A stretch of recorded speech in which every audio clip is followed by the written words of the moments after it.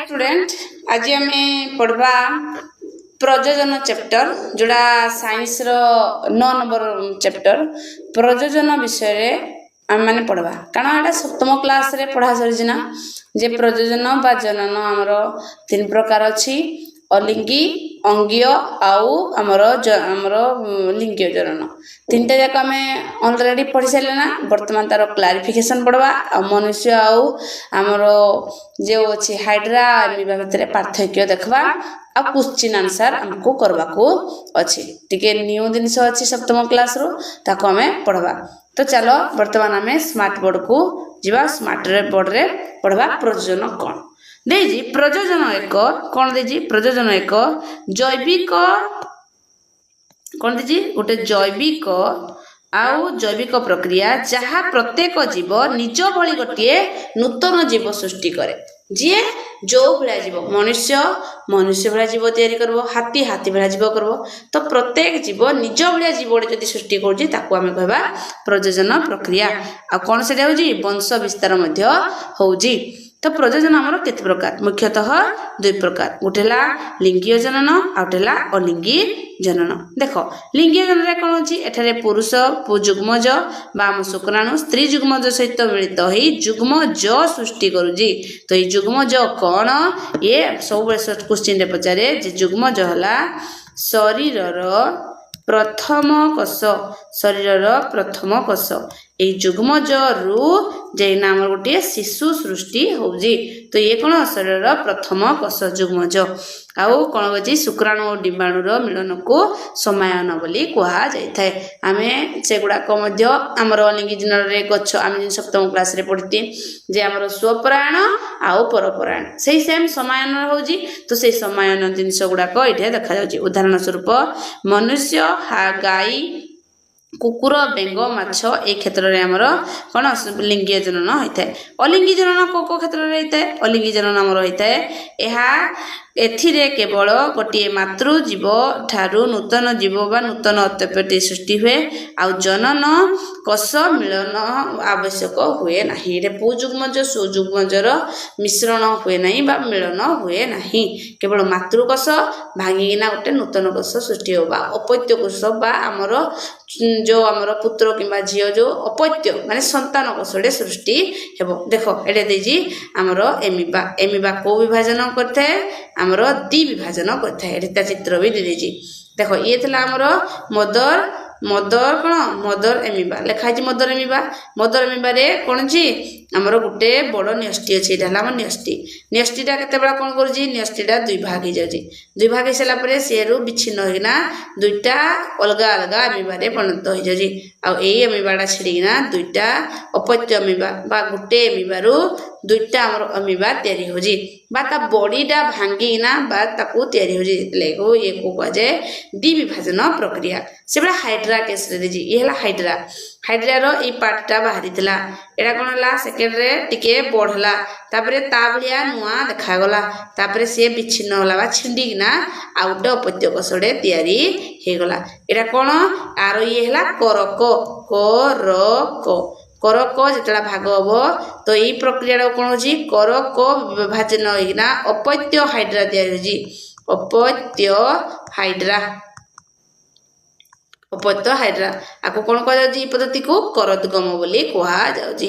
मातृ शरीर रे एक छोट बा प्रवर्ध बा करक सृष्टि होई परे विच्छिन्न होई नूतन जीव सृष्टि करथाय ये के हाइड्रा हमर करी थाए।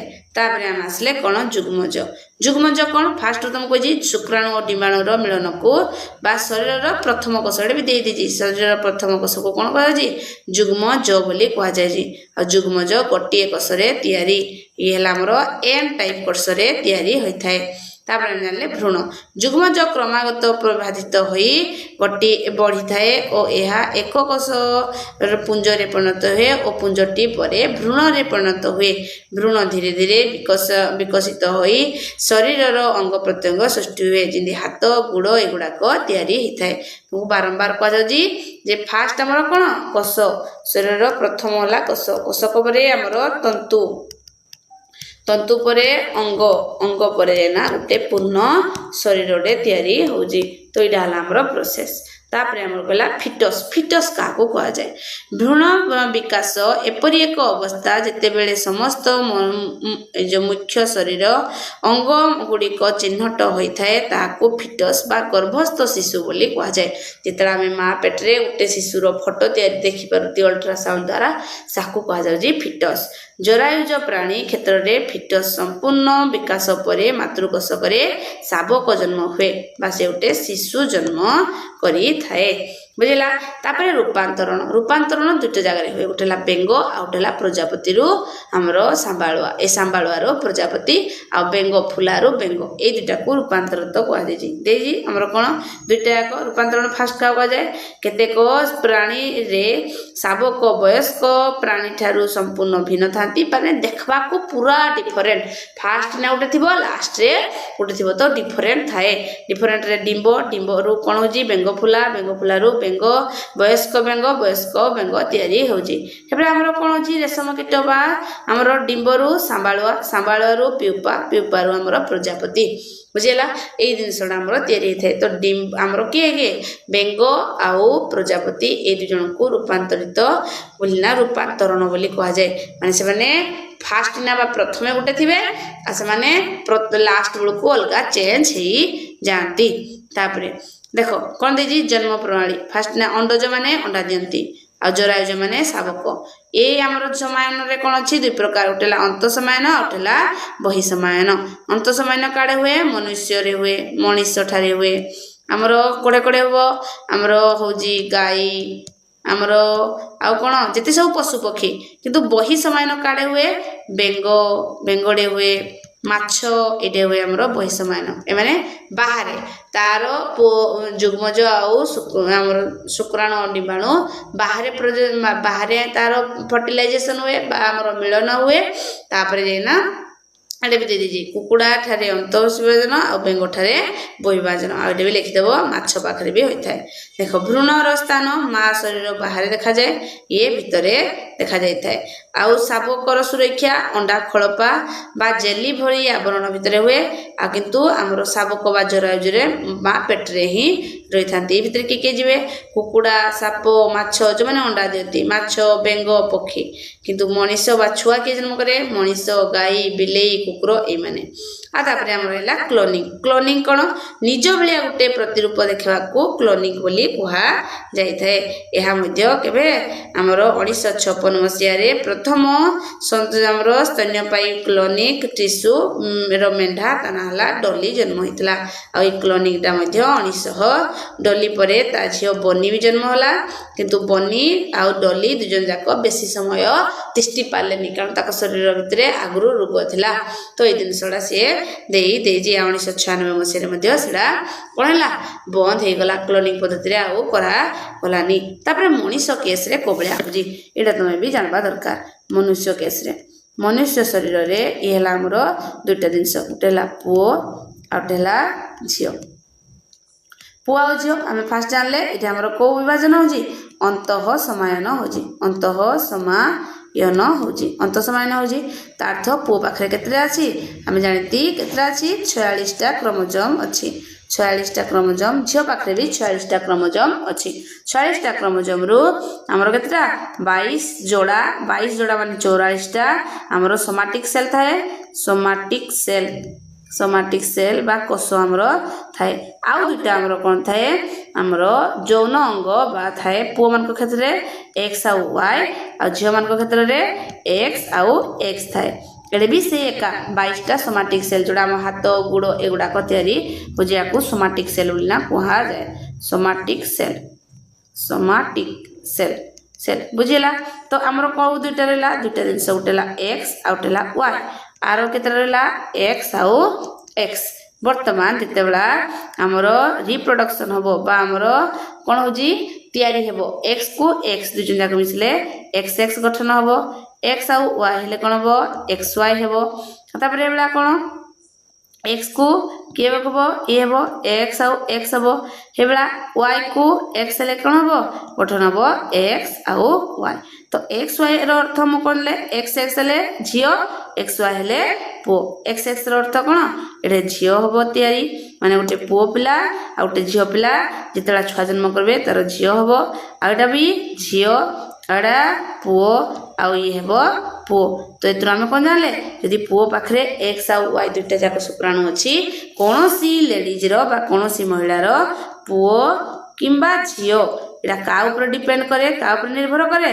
पुरुष ऊपर निर्भर करे पुरुष ऊपर निर्भर करे ए जिनसला मने रखो पुरुष ऊपर निर्भर करे कारण ता पाखरे एक्स वाई दुईटा जाक शुक्राणु अछि जोड़ा इंजेक्ट हला से अनुसार हमरो झियो किबा पुओ निर्णय हेई पारबो वर्तमान आमे जिबा क्वेश्चन को कोन अछि क्वेश्चन देजी प्रजोजन कोन पाई आवश्यक होइथाय प्रजोजन कोन पाई आवश्यक होइथाय प्रजोजन हमरो कोन पाई वंश विस्तार आउ प्रजाति असुर अस्तित्व होता है पुरुषर जुग्मकर नाम कौन अटे पुरुष पाखे कौन थाए शुक्राणु थाए स्त्री जुग्मक किए डिम्बाणु एटा बहुत इजी शुक्राणु केउथिरे उत्पादित होता है शुक्राणु हमर कोडरे उत्पादित होता है हमर शुक्राशय रे डिम्बाणु कोडे उत्पादित होता है डिम्बाणु हमर उत्पादित होइतबो डिम्बाशय रे शुक्राशय आउ डिम्बाशय रे उत्पादित होता है बहुत इजी क्वेश्चन आउ इंटरेस्टिंग क्वेश्चन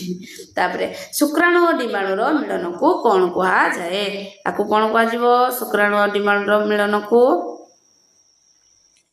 केते नंबर कहि शुक्राणु और डिम्बाणु रो मिलन को समायन बोली कहा जाय थाए हला तापरे समायन फल रे गठित प्रथम कोष को कोन कहा जाय जुग्मज बोली कहा जाय बारंबार कहा जाउजी जे आकु कोन कहा जिवो जुग्मज बा प्रथम कोष शरीर प्रथम कोष हला जुग्मज अंत समायन केउठारे अंत समायन केउठारे देखा जाई थाए अंत समायन भितरे हमर देखा जाय को भितरे आमर शरीर भितरे बा मां शरीर भितरे बही समायन कोड़े देखा जाए केउ प्राणी पाखरे देखा जाए आमर बेंग आमर कोड़े आ जानबो जे बेंग आउ माछ दुजन जाकड़े देखा जाई थाए तापरे मनीष रे समायन केउठारे गठन होई थाए मनीषर समायन को जगह देखा जिवो आमर डिंब नळी द्वारा देखा जाई थाए तापरे 11 नंबर क्वेश्चन कौन अच्छी केउ प्रजनन प्रणाली रे केवल गोटिए जीव अंश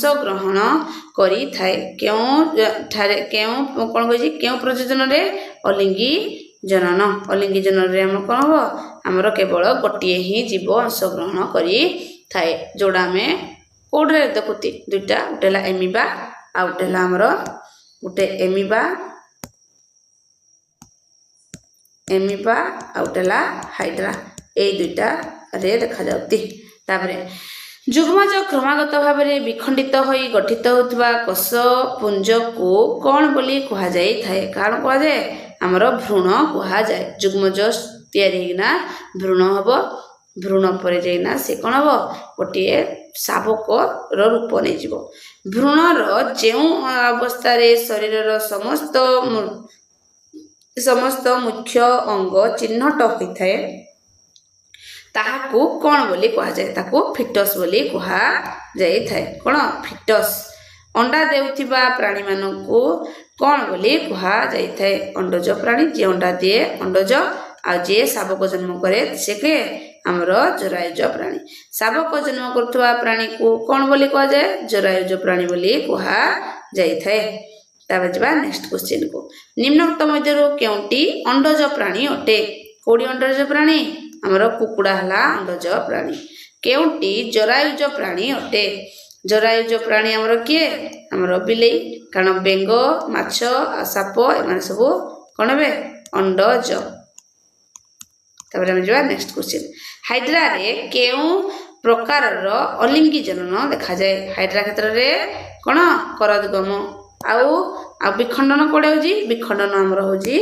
एमिबा पाखरे एमिबा नेक्स्ट क्वेश्चन एमिबा केउ प्रकार रो लिंगी जनन होइथाए ता पाखरे कोन देखा जिवो ଆମର ବିଖଣ୍ଡନ ପ୍ରଣାଳୀ ବା ଦ୍ୱିବିଖଣ୍ଡନ ବି କୁହାଯାଏ। ବେଙ୍ଗଫୁଲା ବୟସ୍କ ବେଙ୍ଗରେ ପରିଣତ ହେବା ପ୍ରକ୍ରିୟାକୁ କ'ଣ କୁହାଯାଏ? ଆକୁ କୁହାଯିବ ରୂପାନ୍ତରଣ। ଏ ଭିତରେ କେବଳ ଆଉ କିଏ ଯାଇପାରିବ? ରୂପାନ୍ତରଣରେ ମଧ୍ୟ ଯିବ ଆମର କିଏ? ସେଟା ହେଲା ପ୍ରଜାପତି। ଏ ଦୁଇ ଜଣ ଯାକ ବେଙ୍ଗକୁ ପ୍ରଜାପତି। ଆମେ ଯିବା ନେକ୍ସଟ କ୍ୱେଶ୍ଚିନ୍। କ୍ଲୋନିଂ ଦ୍ୱାରା ଉତ୍ପାଦିତ ପ୍ରଥମ ସ୍ତନ୍ୟପାୟୀ ପ୍ରାଣୀର ନାମ କ'ଣ ଥିଲା? କେତେ ଇଜି କ୍ୱେଶ୍ଚିନ୍। କ'ଣ ତାର ଉତ୍ତର? ଡଲି ନାମକ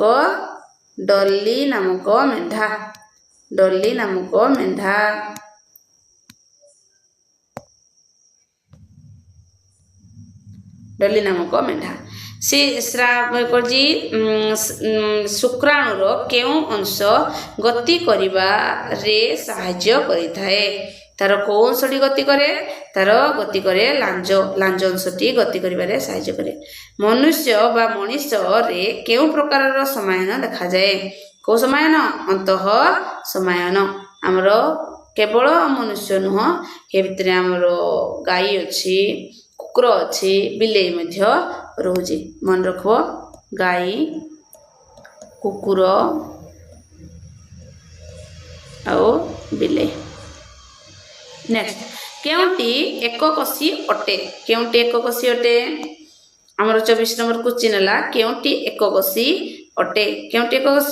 ଶୁକ୍ରାଣୁ ବି ଏକକୋଷୀ, ଡିମ୍ବାଣୁ ବି ଏକକୋଷୀ, ଯୁଗ୍ମଜ ବି। ଉପରୋକ୍ତ ସମସ୍ତ। ତମେ ନହେଲେ କେବଳ ଯୁଗ୍ମଜ ଏକଲା ମାରିଦେବ, ତିନିଟା ଯାକ ମାରବାକୁ ପଡିବ। ଯୁଗ୍ମଜ କେତୋଟି କୋଷ ବିଶିଷ୍ଟ ଅଟେ? ଯୁଗ୍ମଜ କେତେ କୋଷ ବିଶିଷ୍ଟ? ଗୋଟିଏ କୋଷ ବିଶିଷ୍ଟ। ଆମେ ତାପରେ ଯିବା ନେକ୍ସଟ କ୍ୱେଶ୍ଚିନ୍। ମାଛରେ କେଉଁ ସମାୟନ ଦେଖାଯାଏ? ବହୁତ ଇଜି। ମାଛ ପାଖରେ କ'ଣ ଦେଖାଯାଏ? ବହି ସମାୟନ। ଭ୍ରୂଣ କେଉଁଠାରେ ବିକଶିତ ହୋଇଥାଏ? ହୁଏ? ଜରାୟୁରେ ବିକଶିତ ହୁଏ। କେଉଁଟି ଯୌନ ପ୍ରଜନନର ଏକ ଲାଭ ଅଟେ? କ'ଣ ଲାଭ ହୋଇଥାଏ? ଆମେ ଜୀବମାନଙ୍କ ମଧ୍ୟରେ ବିଭିନ୍ନତା ଦେଖା ଯାଇଥାଏ। ନହେଲେ ତ ସମସ୍ତେ ଏକା ଭଳିଆ ଦେଖାଯାଇଥାଏ। ଆଉ କିଏ କା ବାପା ମା ବି ଆମେ ଚିହ୍ନି ପାରତେନି। ତ ସେମାନଙ୍କ ଭିତରେ ଡିଫରେନ୍ସ ଥାଏ। କାରଣ ଆମ ଜାଣିତି କ୍ରୋମୋଜୋମ ହେଲା ସବୁଠୁ ଇମ୍ପୋର୍ଟାଣ୍ଟ ଜିନିଷ। କୋଷରେ ଆମେ ଏଇଟା ପଢ଼ିତି ଯେ କୋଷର ନ୍ୟଷ୍ଟି ଯେଉଁ ପାଖରେ ଅଛି, ଯେଉଁ କ୍ରୋମୋଜୋମଟା ହେଲା ଆମର ଜିନ୍କୁ ପରିବହନ କରୁଛି ଗୋଟେ ପ୍ରାଣୀରୁ ତାର ଅନ୍ୟ ପିଢ଼ିକୁ। ତାପରେ ରେଶମ କୀଟର ରୂପାନ୍ତରଣକୁ ସଜେଇବା। ଆମେ କ'ଣ ସଜେଇବା? ଫାଷ୍ଟ ନା ଡିମ୍ବ, ଡିମ୍ବରୁ ଶାମ୍ବାଳୁଆ, ଶାମ୍ବାଳୁରୁ ପିପା, ପିପାରୁ ବୟସ୍କ। ତାପରେ କେଉଁ ଅଙ୍ଗରେ ସମାୟନ ଘଟିବା ପରେ ଯୁଗ୍ମଜର ବିଭାଜନ ଆରମ୍ଭ ହୋଇଥାଏ? କୋଉଠିରେ? ଆମର ଡିମ୍ବ ନଳୀ। ଏଗୁଡ଼ାକ ଟିକେ ଭଲସେ ତୁମକୁ ପଢ଼ିବାକୁ ପଡ଼ିବ, କାରଣ ଯେତେ ପଢ଼ିଲେ ବି ବେଳେବେଳେ ସର୍ଟ କ୍ୱେଶ୍ଚିନ୍ରେ ଆମେ ଏପଟ ସେପଟ ହେଇଯାନ୍ତି। ତାପରେ ଆମେ ଯିବା ନେକ୍ସଟ କ୍ୱେଶ୍ଚିନ୍।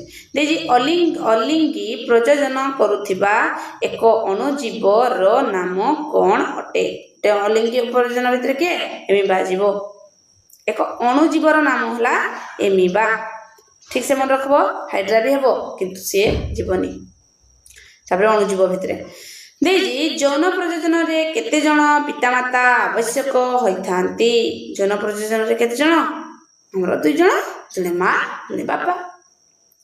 ଦେଇଛି ଭ୍ରୂଣର ବିକାଶ କେଉଁ ଅଙ୍ଗରେ ସମ୍ପୂର୍ଣ୍ଣ ହୋଇଥାଏ? ଭ୍ରୂଣର ବିକାଶ କୋଉଠି? ଜରାୟୁରେ ହୋଇଥାଏ। ଆଉ କ'ଣ କହିଛି? ପ୍ରାଣୀମାନଙ୍କର ପ୍ରଜନନ କେତେ ପ୍ରକାର ହୋଇଥାଏ? କେତେ ପ୍ରକାର? ପ୍ରାଣୀମାନଙ୍କର ପ୍ରଜନନ କେତେ ପ୍ରକାର ହୋଇଥାଏ? ଆମର 2 ପ୍ରକାର ହୋଇଥାଏ। କ'ଣ? ଗୋଟେ ହେଲା ପ୍ରାଣୀର ପ୍ରଜନନ କେତେ ପ୍ରକାର? 2 ପ୍ରକାର। ଗୋଟେ ହେଲା ଅନ୍ତଃ ଆଉ ଗୋଟେ ହେଲା ବହିର୍। 2 ପ୍ରକାର। ତାପରେ କେଉଁଟି ଶୁକ୍ରାଣୁର ଏକ ଅଂଶ ନୁହଁ? ଆକୁ ବି ଆମେ ମନେ ରଖିବାକୁ ପଡ଼ିବ। କିଏ? ଆମର ଡିମ୍ବ କେନ୍ଦ୍ର। କାରଣ ଶୁକ୍ରାଣୁ ଭିତରେ ଡିମ୍ବ କ'ଣ ଆସିବ? ତ ଆର ଶବ୍ଦ ଠିକ ଅଛି, ଡିମ୍ବ କେନ୍ଦ୍ରଟା ଭୁଲ ଅଛି। ତାପରେ ଯିବା ଆମେ ନେକ୍ସଟ କ୍ୱେଶ୍ଚିନ୍। ଡିମ୍ବାଣୁରେ କେଉଁ ଅଙ୍ଗିକା ରହିଥାଏ? ଥାଏ? ନଷ୍ଟି ରହିଥାଏ। ତାପରେ ଡଲି ନାମକ ମେଣ୍ଢା କେଉଁ ବର୍ଷ କ୍ଲୋନିଂ କରାଯାଇଥିଲା? ହେଲା 1996 ମସିହାରେ। ଡେଥ୍ ବି ହେଇଗଲା। ତାପରେ ଅଲିଙ୍ଗି ପ୍ରଜନନରେ ନୂଆ ଜୀବ ପିତାମାତାଙ୍କ ଭଳି କିପରି ହୋଇଥାଏ? କୋଉ ଭଳିଆ ହୋଇଥାଏ? ହୁ ଭୋ ହୁ ପ୍ରତିରୂପ ବାପା ମାଆଙ୍କ ଭଳିଆ ଆମେ ଦେଖା ଯାଇଥାନ୍ତି। ପୁରା ଦେଖା ନଗଲେ ମଧ୍ୟ ପାଖାପାଖି ଦେଖା ଯାଆନ୍ତି। କାରଣ ଆମେ ଜାଣନ୍ତି ଯେ ତୁମକୁ କୁହାଗଲା ସୋମାଟିକ୍ ସେଲ୍, ସେ ସୋମାଟିକ୍ ସେଲ୍ରେ ମାଆ ମାନଙ୍କର କୋଷ ଗୁଡ଼ାକ ବା ବାପାମାନଙ୍କର ଯେକୌଣସି ଯେଉଁ 42 ଯୋଡ଼ା ଆମର 22 ଯୋଡ଼ା କୋଷ ଅଛି ସେଗୁଡ଼ାକ ସବୁ ଥାଏ। ଆଖି, କାନ, ଚୁଟି ପ୍ରାୟ ସବୁ ଗୁଣ ଗୁଡ଼ାକ ବା କ୍ରୋମୋଜୋମ୍ ଗୁଡ଼ାକ ମା ବାପାଠୁ ଛୁଆ ପାଖକୁ ଆସିଥାଏ। କେଉଁ ପ୍ରାଣୀରେ ବହିଃସମାୟନ ସହ ରୂପାନ୍ତରଣ ମଧ୍ୟ ଦେଖାଯାଇଥାଏ? କାହା ପାଖରେ? ବେଙ୍ଗ ପାଖରେ। ଦୁଇଟା ଯାକ ବହିଃସମାୟନ ବି ଦେଖାଯାଏ ଆଉ ରୂପାନ୍ତରଣ ବି ଦେଖାଯାଏ। ଗାଈ ଏକ କେଉଁ ପ୍ରକାରର ପ୍ରାଣୀ ଅଟେ? ଗାଈ କେଉଁ ପ୍ରକାରର? ଜରାୟୁଜ, କାରଣ ସିଏ ଶାବକ ଜନ୍ମ ଦେଇଥାଏ। 40ଟା କ୍ୱେଶ୍ଚିନ୍ କରିଦିଆଗଲା, ଠିକ୍ସେ ବୁଝେଇ ଦିଆଗଲା। ବର୍ତ୍ତମାନ ତୁମ କାମ ହେଲା ଭଲସେ ଶବ୍ଦ ପଢ଼ବ, ଆଉ ଥରେ ଥରଲି ଦେଖିବ, ବହିଟାକୁ ବି ଆଉ ଥରେ ଭଲସେ ପଢ଼ବ। ମୁଁ ତ ସର୍ଟଲି ପଢ଼ିଲି, ବହିଟାକୁ ପଢ଼ିଦେବାର ଅଛି, କ୍ୱେଶ୍ଚିନ୍ କରିଦେବାର ଅଛି। ଠିକ୍ସେ ବୁଝି ଯୋଡ଼ି ନାଇଁ ପାରବ କମେଣ୍ଟ ବକ୍ସରେ ମଧ୍ୟ କମେଣ୍ଟ କରିପାରବ। Thank you.